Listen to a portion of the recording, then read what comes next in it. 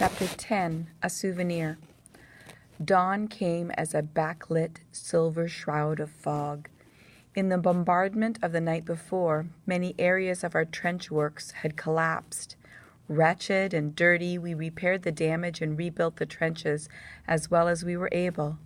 A horse-drawn cart carrying those who had been killed during the night rattled past. Fortunately, we had none to add to the 5 or 6 blanket-wrapped bundles in the wagon. Willie had been our only casualty of the night. We ate when we could.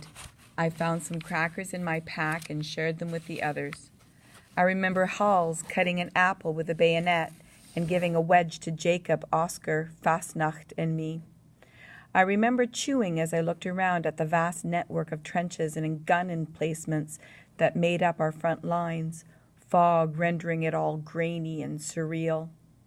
I remember Dobelman and another veteran pulling a damp tarpaulin off a machine gun.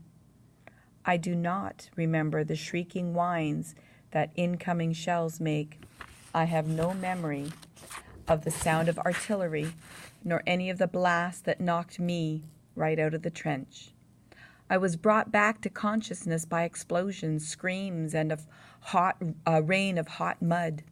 My mouth tasted of blood and apple, and everything around me was coming apart. Someone grabbed hold of me and was pulling me by the arms. I couldn't see who it was.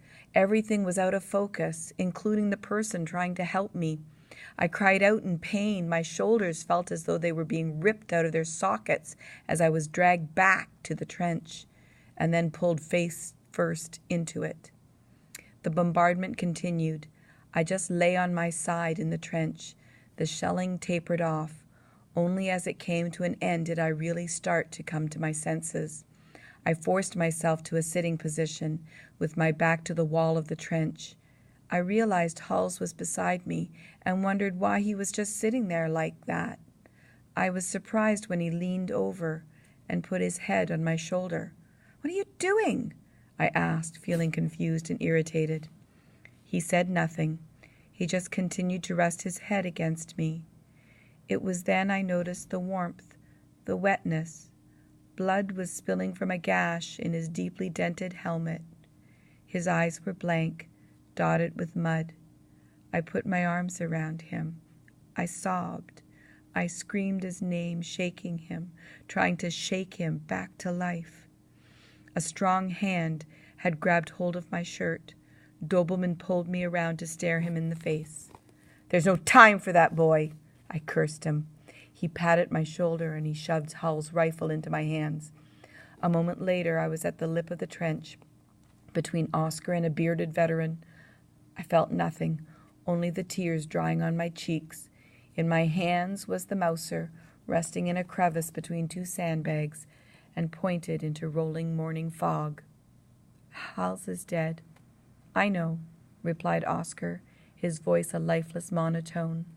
I realized that artillery was still being fired, but now it was coming from our side, from the heavy artillery emplacements on the hill behind us.